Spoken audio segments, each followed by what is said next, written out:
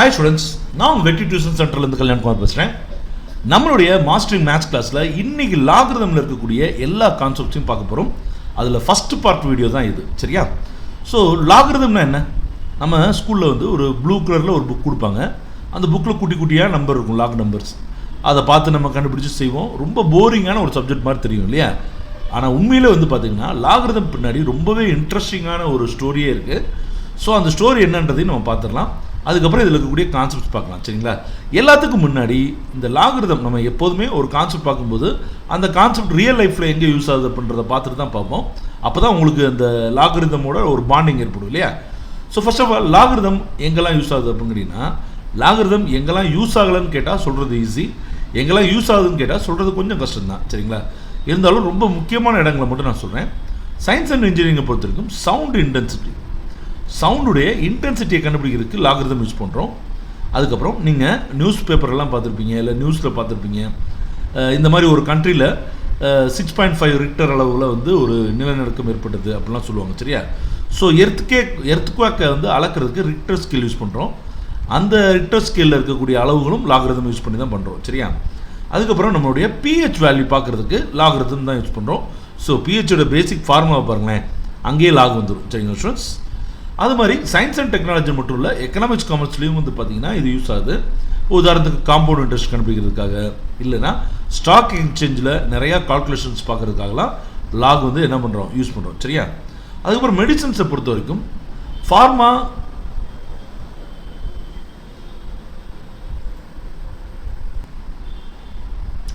Students திடீர்னு ஒரு staff வந்துட்டாங்க.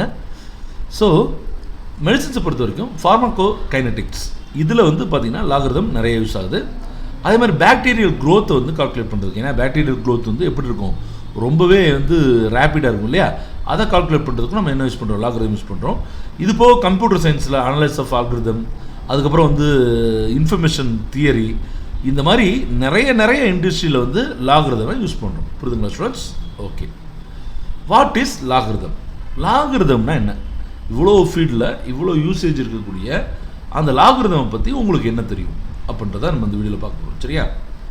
ஸோ இந்த லாகிரிதம் பார்க்குறதுக்காக நான் ஒரு கிராஃப் எடுத்துக்கிறேன். லாகிரிதத்துக்கும் கிராஃபுக்கும் என்னையா சம்மந்தம் கேட்குறீங்களா? சம்மந்தம் இருக்குங்க, நான் அதை சொல்கிறேன், உங்களுக்கு கொஞ்சம் இன்னும் புரியும், சரியா? இப்போ ராம்னு சொல்லிட்டு ஒரு பிளேயர் இருக்குதா வச்சுக்கோங்க, கிரிக்கெட் பிளேயர் இருக்கார். அவர் ஒரு 5 மேட்ச் விளையாடுறாரு, ரைட்டா? அந்த 5 மேட்ச்லையும் ஒவ்வொரு ரன் அடிக்கிறார், ரைட்? ஃபஸ்ட்டு மேட்ச்சில் வந்து பார்த்தீங்கன்னா ஒரு 23 ரன்ஸ் எடுக்கிறார்.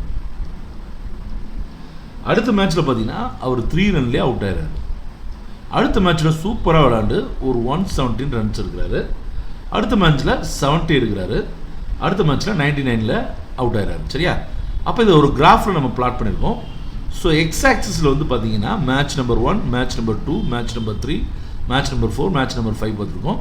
அதே ஒய் ஆக்சிஸில் வந்து பார்த்தீங்கன்னா ரன்ஸை கொடுத்துருக்கோம், சரியா? ஸோ இது வந்து கிராஃப் வந்து உங்களுக்கு நல்லா தெரியும், இருந்தாலும் நான் என் சைட்லேருந்து சொல்லிடுறேன், சரியா?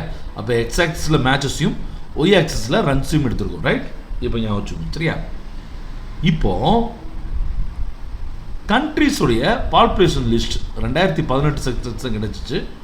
ஸோ 2021 பார்த்தீங்கன்னா அஃபீஷியலாக இல்லை, சரிங்களா ஸ்டூடெண்ட்ஸ்? அதனால் அஃபீஷியலாக கிடச்சிருக்கக்கூடிய டேட்டாவை எடுத்துக்கோங்க, சரியா? இதில் மொத்தம் நான் ஒரு 6 கண்ட்ரிஸ் எடுத்திருக்கேன். நம்ம எல்லாருக்குமே தெரியும் வேர்ல்ட்லேயே ஹைலி பாப்புலேட்டட் கண்ட்ரி எது அப்படின்னு கேட்டிங்கன்னா சைனா, அடுத்து இந்தியா, அடுத்து யூஎஸ்ன்னு சொல்லுவீங்க. இதில் இந்தியா ஃபஸ்ட்டாக சைனா ஃபஸ்ட்டான்னு சொல்லிட்டு ஒரு பெரிய இது டிபேட்டே போயிட்டுருக்கு. நம்ம அதுக்குள்ளெல்லாம் போக வேண்டாம். ஸோ 2018 பொறுத்த வரைக்கும் சைனா தான் ஃபஸ்ட்டில் இருந்திருக்கு, ரைட்டா? இந்தியா வந்து, அதாவது சைனா வந்து பார்த்திங்கன்னா 142 கோடி பேர் இருந்திருக்காங்க அப்ராக்சிமேட்டாக. இந்தியா வந்து 136 கோடி பேர் இருக்காங்க. யூஎஸில் வந்து பார்த்திங்கன்னா 32 கோடி பேர் மக்கள் தொகை இருக்குது, சரியா? இதிலே மிக குறைந்த மக்கள் தொகை கொண்ட நாடுகள் அப்படின்னு எடுத்துக்கிட்டிங்கன்னா நியூ மொத்தமே 1628 மக்கள் தான் இருக்காங்க. அடுத்து டொக்லா அப்படின்ற கண்ட்ரியில் 1340 பேர் இருக்காங்க. ஹோலிசி அப்படின்ற கண்ட்ரியில் 799 பேர் இருக்காங்க, சரியா? அப்போ ஹோலிசியில் எத்தனை பேர் இருக்காங்க? 799 பேர். சைனாவில் எவ்வளோ பேர் இருக்காங்க? 142 கோடிக்கும் அதிகமானவர் இருக்காங்க, சரியா? ஸோ இந்த கால்குலேஷன் வச்சு பார்க்கும்போது நமக்கு ஒரு விஷயம் நல்லா புரியும். The population of China is 17,77,299 times the population of Holy See. That it means, students,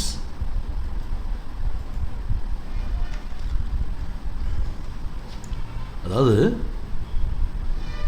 இந்த ஹோலி See மக்கள் தொகை எவ்வளவு? 799. சரியா? இந்த மக்கள் தொகையோட கிட்டத்தட்ட 17,77,299 மல்டிப்ளை பண்ணால் என்ன கிடைக்கும் நமக்கு? பாப்புலேஷன் ஆஃப் சைனா கிடைக்கும். அதாவது இந்த ஹோலி See இருக்குது பார்த்தீங்களா, ஹோலி Seeயோட மக்கள் தொகை மாதிரி கிட்டத்தட்ட 17,77,000 மடங்கு கூட சைனா. சரியா? இப்போ நான் உங்கள்கிட்ட என்ன கொஸ்டின் கேட்குறேன் அப்படின்னா, இதுலேருந்து இந்த கிரிக்கெட் பிளேயர் இருக்கார்ல ராம், அவரோட ரன்ஸு மேட்ச் எல்லாம் நீங்கள் ஒரு கிராஃப் போட்டிங்க இல்லையா, அதே மாதிரி இதில் இருக்கக்கூடிய நம்பர்ஸ் வேல்யூஸ் இருக்கு இல்லையா, அதை வந்து இப்போ உதாரணத்துக்கு எக்ஸ் ஆக்சிஸில் வந்து கண்ட்ரிஸ் நேமையும், சாரி ஸ்டூடெண்ட்ஸ், ஒய் ஆக்சிஸில் வந்து பாப்புலேஷன், இதையும் போட முடியுமா? போட முடியுமா? முடியாதா? முடியவே முடியாது. ஏன் அப்படி சொல்கிறேன்னா, இப்போ இது ஒன்றுன்னு வச்சுக்கோங்க, இது 1 சென்டிமீட்டர், இங்கேயும் 1 சென்டிமீட்டர். சரியா?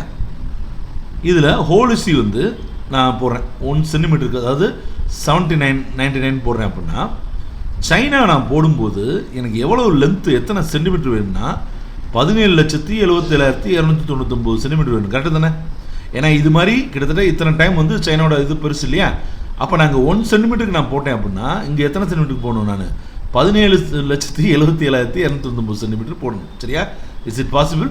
அவ்வளோ பெரிய கிராஃப் வந்து நம்மளால் செய்ய முடியுமா? கண்டிப்பாக முடியாது. கரெக்டாக?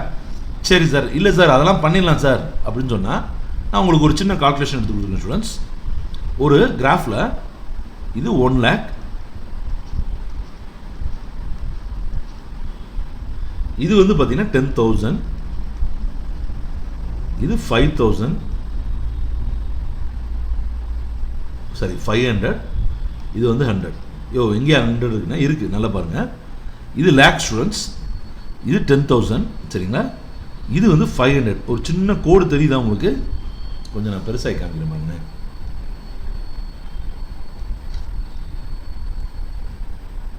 தெரியுதா? சின்ன கோடு தெரியுதா? இது 500.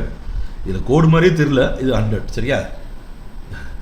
அப்போ உங்களுக்கே புரியும் ஸ்டூடெண்ட்ஸ், ஒரு 10 லேக்கையும் 100ஐயும் எடுத்துக்கிட்டாலே 10 lakh போகிற இடத்துல நம்மளால் 100 வந்து என்ன பண்ண முடியல, காமிக்க கூட முடியல. சரியா? இது 10 lakh. அப்போ 17 lakh and 77,000 ஒரு இதில் எடுத்துக்கிட்டு இந்த பக்கம் வந்து 799 எடுத்தோம்னா அது கண்ணுக்கே தெரியாது. அந்த கிராஃபை நம்மளால் என்ன பண்ண முடியாது, பிளாட்டே பண்ண முடியாது. புரியுதா? சரி சார், எதுக்கு சார் பிளாட் பண்ணணும்? நான் எதுக்கு சார் கிராஃபில் போட போகிறேன்? இது ஒரு பாப்புலேஷன் இருந்துட்டு போகுது, இது ஒரு பாப்புலேஷன் இருந்துட்டு போகுது. இப்போ என்ன தேவை இருக்குது அப்படின்னு கேட்டிங்கன்னா, கண்டிப்பாக ஸ்டூடெண்ட்ஸ் ஒரு ஸ்டாட்டிஸ்டிக்ஸ்ன்னு எடுக்கும்போது கண்டிப்பாக இந்த கிராஃப், அதாவது பிளாட்டிங் சார்ட் அப்படின்னு சொல்லுவாங்க. சரியா? இந்த சார்ட்டில் லைன் சார்ட்டு, பை சார்ட்டு நிறையா இருக்குது. இந்த மாதிரி சார்ட் போடக்கூடியது, சார்ட்டில் வர வேண்டியது வந்து ரொம்பவே முக்கியம். சரியா? இப்போ உதாரணத்துக்கு சென்னை இருக்குது. சரியா? இங்கிட்டு நம்ம எங்கள் ஊர் மதுரையும் இருக்குது. இப்போ ரோடு போடுற கான்ட்ராக்ட், ரைட்டா? சென்னைக்கும் வந்து ஒரு 50 crores ஒதுக்குறாங்க, மதுரைக்கும் 50 crores ஒதுக்குறாங்க. சரியா? இப்போ இது வந்து இந்த இதை ஜஸ்டிஃபை பண்ண முடியுமா? 2 ஊருக்கும் ஒரே அளவுக்கு தான் அமௌண்ட் கொடுத்துருக்காங்க. இது வந்து ஓகேவா அப்படின்னா கண்டிப்பாக ஓகே கிடையாது. ஏன்னா மதுரையை கம்பேர் பண்ணும்போது சென்னையோட மக்கள் தொகை மிக அதிகம், அட் த சேம் டைம் சென்னையோட பரப்பளவு ரொம்ப அதிகம். சரியா? அப்போ மதுரைக்கு வந்து 50 crores கொடுத்தாங்கன்னா சென்னைக்கு அட்லீஸ்ட் ஒரு 200 crores அது கண்டிப்பாக கொடுக்கணும். அப்படின்னா தான் வந்து அது வந்து கரெக்டாக இருக்கும். ரைட்டா? அப்போ ஒரு கார்பரேஷனுக்கு வந்து ரோடு போகிறதுக்கு பணம் கொடுக்குறதா இருக்கட்டும், இல்லைன்னா வீட்டில் வந்து வருமானம் வருது, அதை எந்த செலவுக்கு, கல்விக்கு அதிகமாக செலவு பண்ணுறதா, இல்லை வாடகை, இல்லை வீட்டுக்கு வந்து கட்டக்கூடிய டியூக்கு அதிகமாக செலவு பண்ணுறதா அப்படின்னு ஒரு சாதாரண குடும்பத் தலைவன் போடக்கூடிய கணக்குலேருந்து ஆரம்பித்து யூஎன்ஓ போடக்கூடிய கணக்கு வரைக்கும் அங்கே எல்லாத்துக்கும் என்ன வேணும்? ஸ்டாட்டிஸ்டிக்ஸ் வேணும். சரியா? அப்போ ஸ்டாட்டிஸ்டிக்ஸ்ன்றது வெறும் கிராஃபை மட்டும் இல்லை, இந்த மாதிரி நிறைய விஷயங்கள் இருக்குது. சரியா? அப்போ ஒரே பிளாட்டில், அதாவது ஒரே இடத்துல வந்து பார்த்திங்கன்னா நம்மளால் சைனாவோட வேல்யூவும் எழுத முடியணும், ஹோலி See வேல்யூவும் எழுத முடியணும். அப்படின்னா தான் உங்களால் ஸ்டாட்டிஸ்டிக்ஸில் நிறையா கணக்குகளை போட முடியும். சரியா? சரி, இப்போ நமக்கு தெரிஞ்சு போச்சு இது வந்து நம்ம பாப்புலேஷன் பண்ண முடியாது. சரியா? இப்போ என்ன சார் பண்ணலாம் அப்படின்னு சொல்லி வந்தீங்கன்னா, இங்கே தான் லாகிரதம் வருது. சரியா? நம்ம லாக் என்ன பண்ணுறாரு, இங்கே தான் அப்படியே மாசாக நுழையிறாரு. ரைட்? சரிங்களா? ஸோ லாகை பற்றி பார்க்குறதுக்கு முன்னாடி இன்னும் கொஞ்சம் சில பேசிக்கான விஷயங்களை பார்த்துக்குவோம். த ரிவர்ஸ் ரிவர்ஸ் கால்குலேஷன் சொல்லுவாங்க. இப்போ உதாரணத்துக்கு students 5 + 7 that is equal to என்னது 12. இதோட ரிவர்ஸ் ப்ராசஸ் என்ன? 12 - 7 is equal to 5. சரியா? இப்போ 5 × 7 is equal to 35. இதோட ரிவர்ஸ் ப்ராசஸ் என்ன? 35 / 7 is equal to 5. சரிங்களா? புரியுதா ஸ்டூடெண்ட்ஸ்?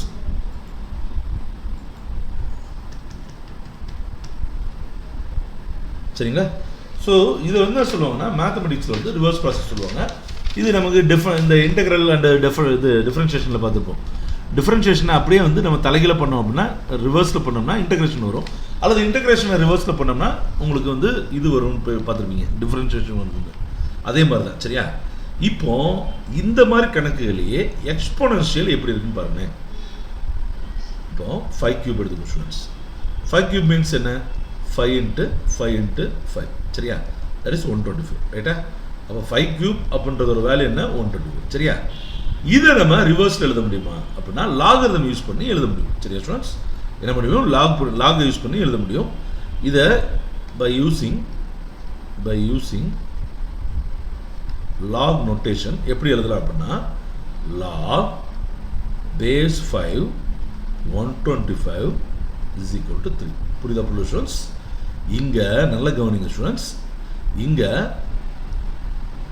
பவரை எடுத்துக்கிறோம், அதுலேருந்து இந்த 125 கண்டுபிடிக்கிறோம். சரியா? இங்கே 125 எடுத்துக்கிறோம், அதுலேருந்து என்ன பண்ணுறோம்? பவரை கண்டுபிடிக்கிறோம். சரியா? அப்போ பவரை வச்சு நம்பரை கண்டுபிடிச்சோம், நம்பரை வச்சு பவரை கண்டுபிடிக்கிறோம். சரியா? That is reverse process. சரியா? இன்னொரு எக்ஸாம்பிள் கூட பாருங்க. 2 to the power of 5 32 தெரியும். அப்போ லாகரிதம் எப்படி எழுதுவீங்க? log 232 அப்படின்னு போட்டிங்கன்னா என்ன வந்துடும்? 5 வந்துடும்.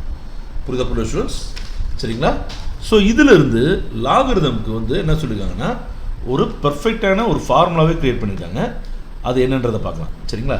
ஸோ இந்த பேசிக்கான ஃபார்முலா ஞாபகம் வச்சுக்கோங்க ஸ்டூடெண்ட்ஸ். ஸோ ரொம்ப ரொம்ப முக்கியம்.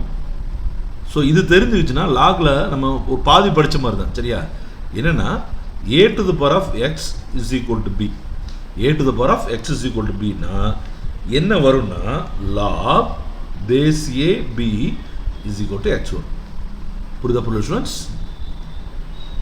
ஸோ இது நல்ல ஞாபகம் வச்சுங்க. a to the power of x is equal to b ன்னு சொன்னால் log base a b is equal to x வரும். சரிங்களா? ஸோ இதை வச்சுட்டு நம்ம என்ன பண்ண போகிறோம்னா சில விஷயங்கள்லாம் பார்க்க போகிறோம். பார்த்தா உங்களுக்கு இன்னுமே கிளாரிட்டியாக இருக்கும். பாருங்கள், 10² இருக்குது, தட் இஸ் என்னது? 100. ரைட்டா? இதை லாகில் எழுதுனா என்ன வரும்? log 10 100 is equal to 2. சரியா? இதே மாதிரி இன்னொரு இது பார்க்கலாமே, 10³ பார்க்கலாம். 10³ is equal to என்னது? 1000. அப்போ log base 10 1000 is equal to 3. சரியா? அப்போ பாருங்கள், இந்த இடத்துல நல்லா கவனிங்க ஸ்டூடெண்ட்ஸ். இந்த 100ன்ற நம்பரை நம்ம ஜஸ்ட் எதில் எழுதியிருக்கோம்? 2ன்ற நம்பரில் எழுதியிருக்கோம். அப்போ 1000 எப்படி எழுதியிருக்கோம்? ஜஸ்ட் 3 அப்படின்னு லாகை வச்சு மடக்கியிருக்கோம். சரியா? அப்போ இதே மாதிரியே இன்னும் பெரிய நம்பர் எடுத்துக்கணும். இப்போ log 10 to the power of 8 அப்படின்னா என்ன வரும்? 10 crore வரும். சரியா? 1 போட்டு 8 0 1 2 3 4 5 7 8. சரியா ஸ்டூடெண்ட்ஸ்? இதை லாக் யூஸ் பண்ணிங்கன்னா log base 10 1 0 0 0 0 0 0 0 0. சரியா? இவ்வளோ பெரிய நம்பரை நம்மளால் எப்படி எழுத முடியும்? ஜஸ்ட்டு 8ன்னு எழுத முடியும். அப்போ லாகை யூஸ் பண்ணி 10 crore அப்படின்றத ஜஸ்ட்டு என்ன பண்ண முடியும்? 8ன்ற மாதிரி எழுத முடியுமா? 10 crore 100 crore வராங்க, 100 crore. சரியா? புரிதா ஸ்டூடெண்ட்ஸ்? ரைட். அப்போ அதே மாதிரி சாரி ஸ்டூடெண்ட்ஸ், நமக்கு இந்த 0 0 போட்டாலே கன்ஃபியூஸ் ஆயிடுது. சரிங்களா? ஸோ அதே மாதிரியே அப்போ லாகை யூஸ் பண்ணி என்னெல்லாம் பண்ணலாம் அப்படின்னு பார்த்தீங்கன்னா நல்லா கவனிங்க ஸ்டூடெண்ட்ஸ். பாப்புலேஷன் ஆஃப் சைனா என்னது? 142 கோடி. சரியா? அப்ராக்சிமேட்டாக. அப்போ அதை லாகை யூஸ் பண்ணிங்கன்னா 9.15 வந்துடும். 9.15 இது சைனாவுக்கு. அதே பாப்புலேஷன் ஆஃப் இந்தியா என்னது? கிட்டத்தட்ட 136 கோடி பேர். அதை நீங்கள் லாகை யூஸ் பண்ணீங்க அப்படின்னா 9.15 வந்துடும். சரியா? யூஎஸ்ஏ என்ன? 32 கோடி தான். இங்கே 100 கோடின்றது அப்படியே என்னவாயிருது? 32 கோடியாக மாறுது இல்லையா? அப்போ இதோட லாகரிதம் வேல்யூ பார்த்தீங்கன்னா 8.52. சரியா? இதே மாதிரி நியூக்கு பார்த்தீங்கன்னா லாகரிதம் யூஸ் பண்ணும்போது 3.21. அதே டொக்லாக் யூஸ் பண்ணும்போது 3.13 அண்ட் ஹோலிசிக் யூஸ் பண்ணும்போது 2.90. புரியுதா ஸ்டூடெண்ட்ஸ்? அப்போ இதுலேருந்து என்ன தெரியுது? சைனாவுக்கு 9.15, இந்தியாவுக்கு 9.13, யூஎஸ்க்கு 8.52, நியூக்கு 3.21, சரியா? டொக்லாக்கு 3.13, ஹோலிசிக்கு 2.90, சரிங்களா? அப்போ நம்பர்ஸ் எப்படி கன்வெர்ட் பண்ணிட்டோம் பார்த்தீங்களா?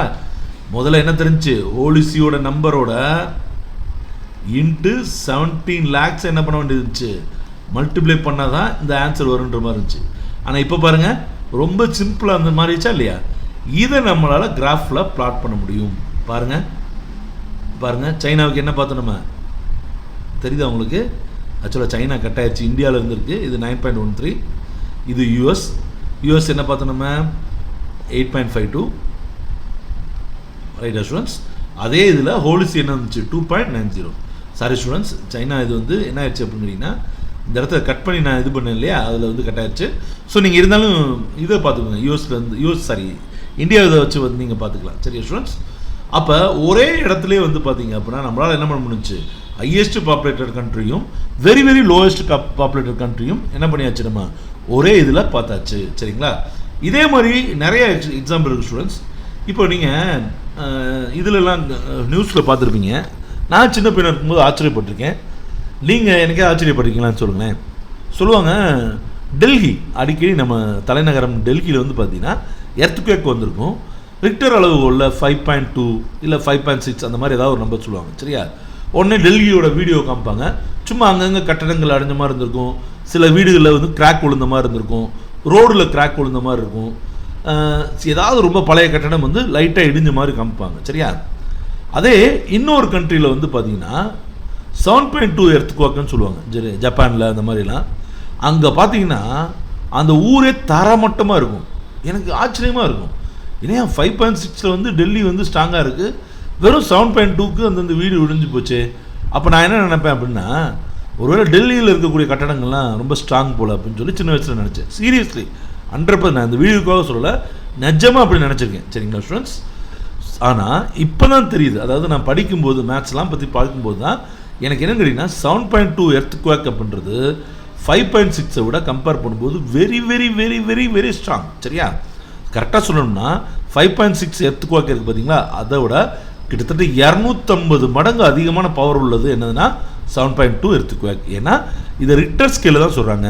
நம்ம ஆல்ரெடி சொன்ன மாதிரி ரிக்டர் ஸ்கேல்ன்றதே எதை பேஸ் பண்ணி தான் ஒர்க் ஆகுது, லாகை பேஸ் பண்ணி தான் ஒர்க் ஆகுது. ஓகே ஸ்டூடெண்ட்ஸ், ஸோ இந்த வீடியோ உங்களுக்கு யூஸ்ஃபுல்லாக இருக்குன்னு நினைக்கிறேன் ஸ்டூடெண்ட்ஸ். இந்த வீடியோடைய பிடிஎஃப் லிங்க் வந்து நான் கீழே கொடுத்துருக்கேன், அதையும் போய் பாருங்கள். கண்டிப்பாக இந்த வீடியோ உங்களுக்கு யூஸ்ஃபுல்லாக இருக்குன்னு நினைக்கிறேன். அப்படி யூஸ்ஃபுல்லாக இருந்துச்சுன்னா உங்கள் ஃப்ரெண்ட்ஸ்க்கும் ஷேர் பண்ணுங்கள். கண்டிப்பாக நம்ம சேனலை சப்ஸ்கிரைப் பண்ணிக்கோங்க ஸ்டூடெண்ட்ஸ். வேறு ஏதாவது டவுட்ஸ் கேட்கணும்னு சொன்னால் எங்கள் கமெண்ட் பாக்ஸில் கமெண்ட் பண்ணுங்கள். ஸோ இதுக்கு அடுத்த வீடியோவில் நம்ம இன்னும் வந்து லாகரிதத்தில் இருக்கக்கூடிய மிக முக்கியமான கான்செப்ட்ஸை பார்க்கலாம், சரியா?